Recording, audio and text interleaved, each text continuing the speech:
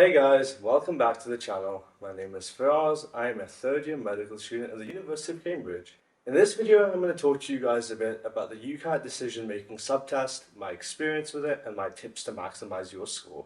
Alright, so first of all, the UCAT DM subtest consists of 29 questions in 31 minutes. That is over 1 minute per question. So unlike the other subtests in the UCAT, time isn't such an issue. You have over a minute per question. And I would say your main strategy here is to really take your time understanding the stimulus in the question and aiming to answer as many of the questions as you can to full accuracy, as opposed to guessing, flagging, and coming back to it if you have time at the end. I'd say with the DM subtests, you ideally do not want to guess too many questions. The general strategy that I always recommend is approaching it with a first pass and second pass strategy, which is essentially where you go through the 29 questions once, guessing anything that you think will take you a long time. And once you've done that, hopefully you will have done most of the questions.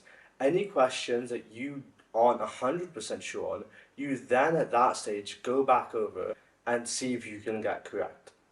So in this way, I'd say the decision-making section is first of all most similar to BMAT section 1 in the sense that time pressure is not too much of an issue and a lot of it is just really understanding the question. Another thing I'd definitely say about decision-making in general is that it's somewhere where you can genuinely improve your score a lot and also somewhere where you can be highly accurate and really try and boost your overall UCAT score.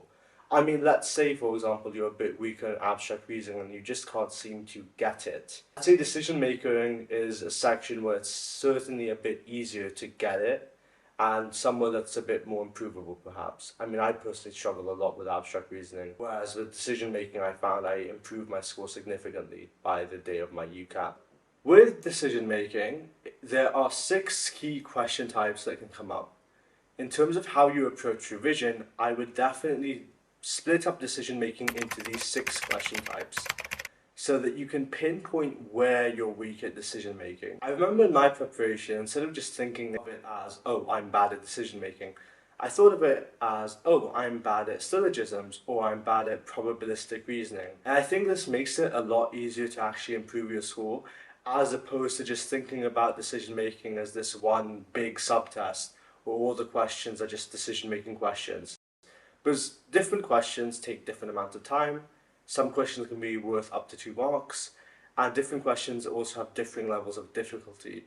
So I definitely think it's really helpful to split up decision making into its core question types. And also with the official UCAT decision making question banks, they are split up like this. Alright, so now I'm going to tell you guys all about the different question types and just a couple neat tips and tricks I have for each question type. So the first question type is Venn diagrams. So this can come in a couple of different forms. For example, the one I have up on screen is you need to extract a number in one category from a big Venn diagram with lots of different categories and lots of different numbers. Now, in terms of doing this type of question, I think so much of it is just getting used to using these Venn diagrams and doing lots of practice questions. There's no real specific thing you can do to improve apart from just practicing these types of questions. Another question type I've seen is where you're given information and then you have to, from that information, pick the correct Venn diagram that corresponds to it. Again, I think this is just a case of getting used to the exam, but also algebra might help a bit. So turning the Venn diagram into an equation using x to find an unknown, say for example the number of people that fit into 2 categories at once, and then using that to reverse engineer the Venn diagram. Now the next question type we have is syllogisms, as you can see up on the screen. Now this question type is interesting. I'd say it's similar-ish to some of the BMAT problem solving, but there is a technique to this, and I would say make use of your whiteboard. So let's say for example, all boys play football, some girls play football, all boys play at least one sport. Let's say that's our statement. Question options are probably going to be a bunch of statements and you either have to say yes or no. First thing is these questions take a bit more time. The second thing is you want to map out the logic on your whiteboard. For example, let's call the boys B and let's call football F. All B play F. Some girls also play F. All boys play more than one sport. If there was a statement that said, for example, that boys play more sports than girls, that's not necessarily true. because we don't know how many sports girls actually play. So the way you want to think about syllogisms is, how can we map out the question logically on the whiteboard and what is directly implied? You want to think of what is definitely true, not what could be true, and I think that's the most important thing. The next question type is probabilistic reasoning. So this is where you're given a usually very short stimulus, and from it you have to put together a probability equation type statement, choosing from different multiple choice options.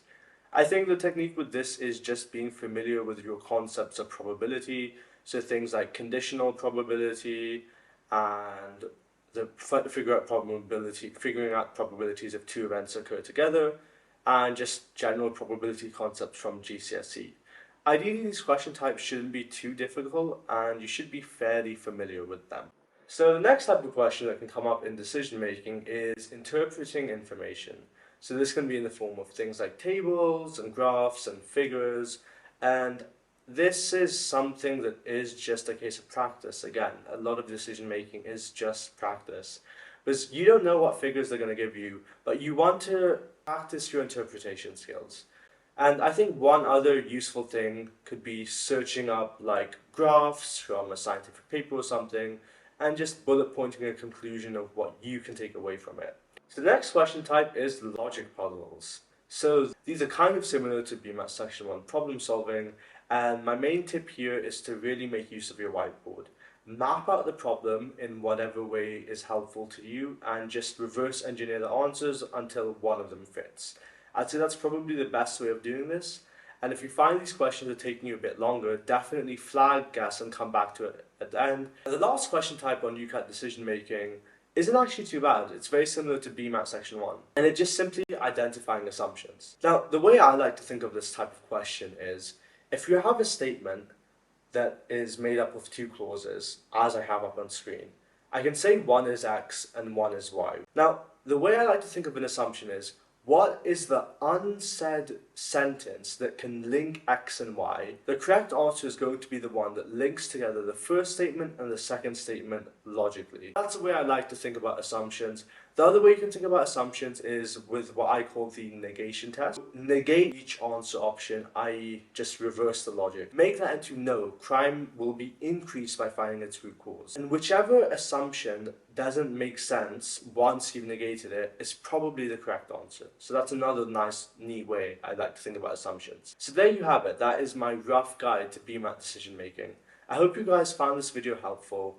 And if you're sitting the UCAT, the BMAT, or applying to medicine this year, or just interested in Oxbridge, subscribe to my channel, because I've got tons more content coming out, especially for the BMAT. I've got full Section 2 walkthroughs coming out.